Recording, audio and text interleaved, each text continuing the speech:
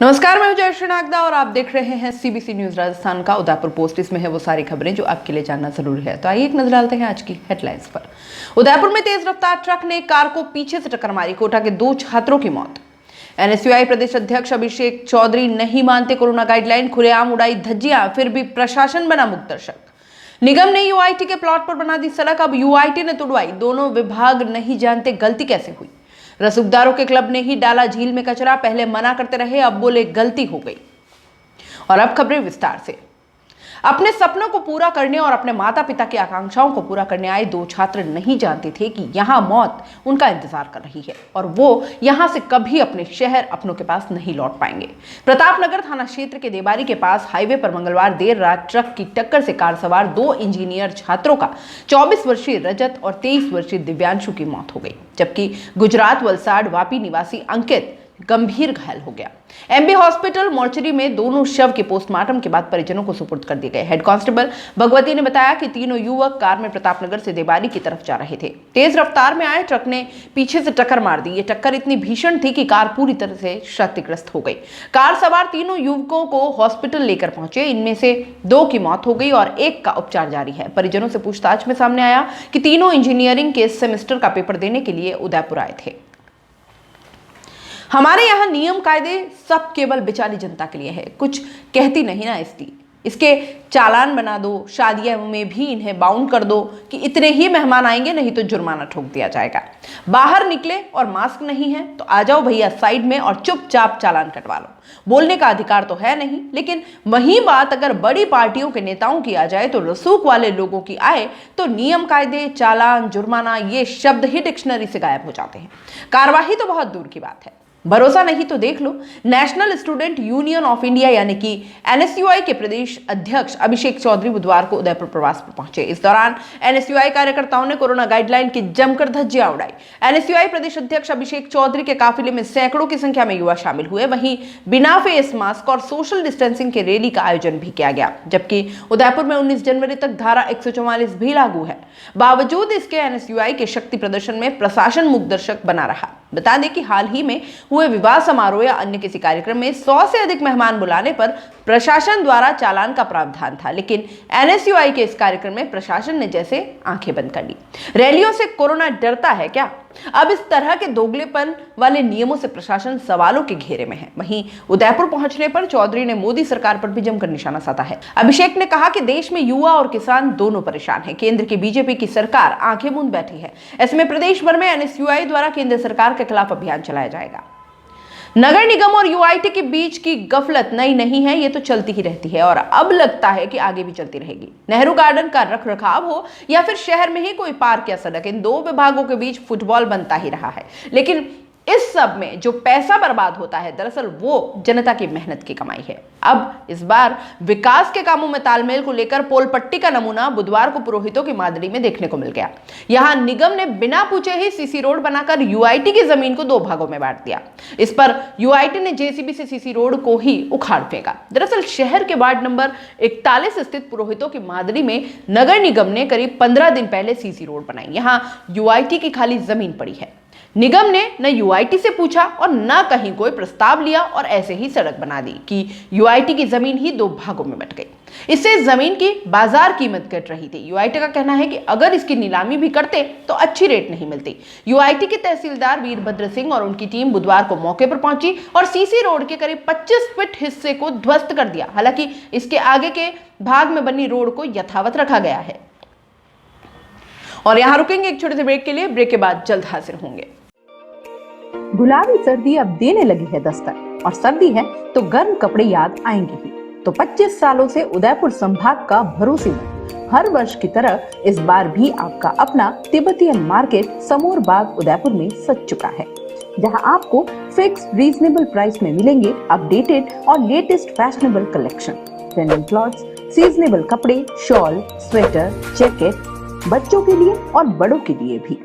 उदयपुर के समोर बाग में आपका तिब्बतियन मार्केट सरकार की स्वीकृति और कोविड-19 गाइडलाइन के अनुसार हर ग्राहक है हमारा मेहमान, जिसका रखते हैं हम खास ख्याल। साफ सफाई और सैनिटाइजेशन की पूरी सुविधा और व्यवस्थित पार्किंग के साथ। तो सोच क्या रहे हैं, चले आइए उदयपुर के समोर बाग में स्थित तिब्बतियन मार्केट में। फैशनेबल, सुसज्जित और कोविड से सुरक्षित तिब्बतियन मार्केट।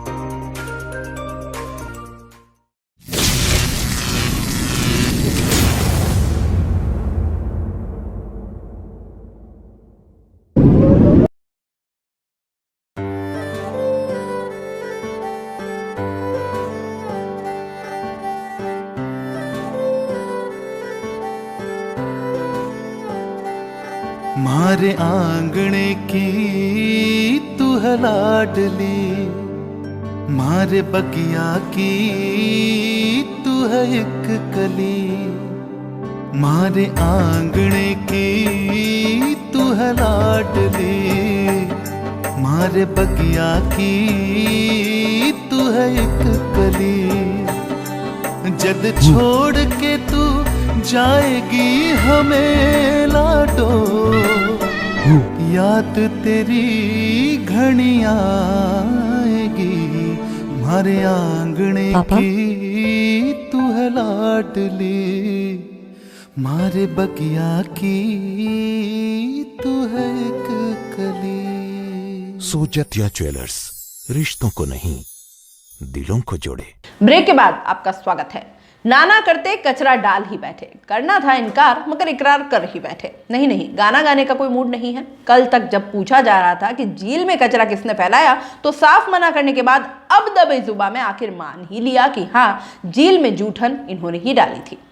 फतेह सागर झील में समारोह का जूठन, 2 नए पत्तल का कचरा फेंके जाने की खबर प्रकाशित होते ही यूआईटी की टीम मौके पर पहुंची और रोटरी क्लब को इसका जिम्मेदार मानते हुए 2000 रुपए का जुर्माना वसूला।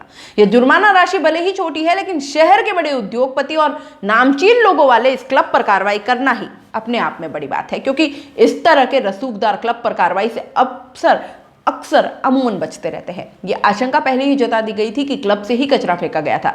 तब क्लब की ओर से दावा किया गया था कि वे तो झीलें बचाने का काम करते हैं, इनमें कचरा क्यों फेंकेंगे। लेकिन बुधवार को कार्रवाई के बाद कहां गलती हो गई। आगे से सावधानी रखेंगे। यूआईटी की टीम ने झील में फेंके गए कचरे की सफाई भी करवा दी है।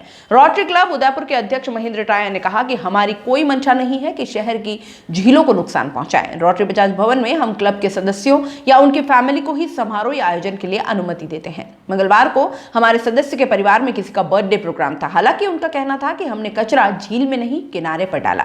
फिर भी गलती तो हुई है, पेनल्टी भर दी है, अब ज्यादा सावधानी बरतेंगे। कोई झील में कचरा न डाले, इसके लिए एक आदमी लगा रखा है। अब सीसीटीवी कैमरे भी लगवाएंगे।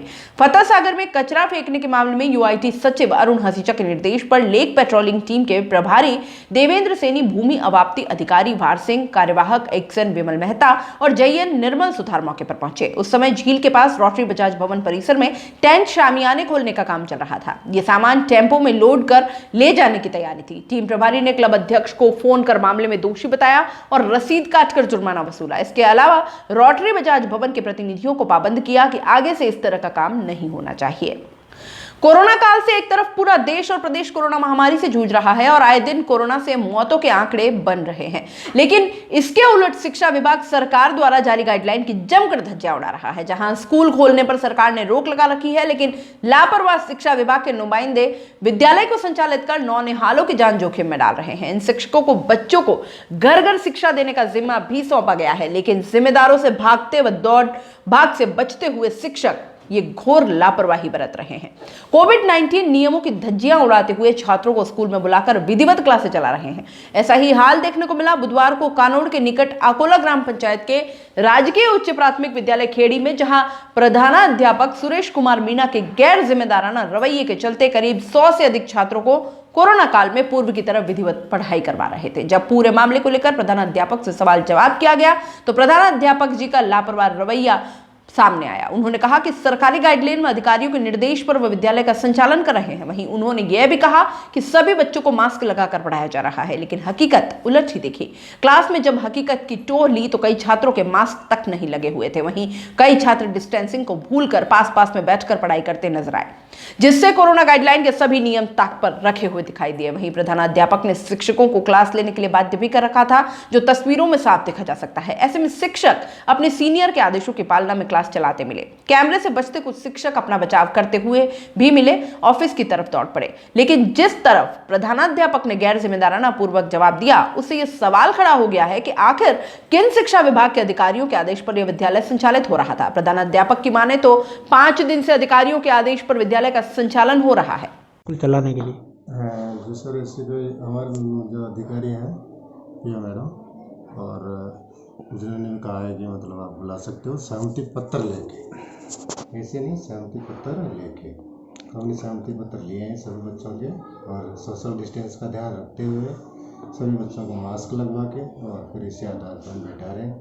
कितने दिन से चल रहा है स्कूल? बस अभी ये जो 2-5 दिन पहले से हमने बुलाया है इस अकॉर्डिंग, क्योंकि इनके जैसे इनके जो गांव है इनके जो घर है काफ़ी इंटीरियर एरिया में है सर, और वहाँ पहुँचना बहुत मुश्किल है। ये मानो आप वहाँ पहुँचना मुश्किल है इस अकॉर्डिंग, क्योंकि वहाँ जाना टीचरों के लिए बहुत ही कठिन काम है। तो हमने सोचा कि सरकार की गाइडलाइन है, और आगे से जब उच्चाधिकारियों ने भी कहा है कि मतलब आप बुला सकते हो, काम को करवा सकते हो, पर इस तरह करवाओगे कि सोशल डिस्टेंस में, बिल्कुल सोशल डिस्टेंस में बिठाओ, मास्क उनको पहनाओ, और फिर आप उसको काम भी दे दो और डेली भेज दो। फुल टाइम आपको बिल्कुल विद्यालय नहीं चलाना है, 1 घंटे 2 घंटे बिठाओ, सिर्फ बिठाना भी नहीं है, जहाँ तक हो सके थोड़ा बहुत बिठा के, या बिठाना है तो 6 फुट की दूरी बिठा के, और फिर उसके बाद में उनको रवाना कर दो। ये हमारा काम है। उदयपुर पोस्ट में फिलहाल इतना ही। दीजिए इजाजत, नमस्कार। सीबीसी न्यूज राजस्थान की यह खबर आपको कैसी लगी, नीचे कमेंट करके जरूर बताएं। अगर आप YouTube पर देख रहे हैं तो सीबीसी न्यूज का चैनल सब्सक्राइब करिए, पास में दिख रहे बेल आइकन को भी दबाइए, ताकि जब भी हम आपके लिए कोई खबर, कोई जानकारी लेकर आए तो सबसे पहले आपके पास नोटिफिकेशन पहुंचे। अगर आप Facebook पर देख रहे हैं तो सीबीसी न्यूज का पेज लाइक करिए। अगर आप Instagram पर देख रहे हैं तो आप हमें फॉलो कर सकते हैं।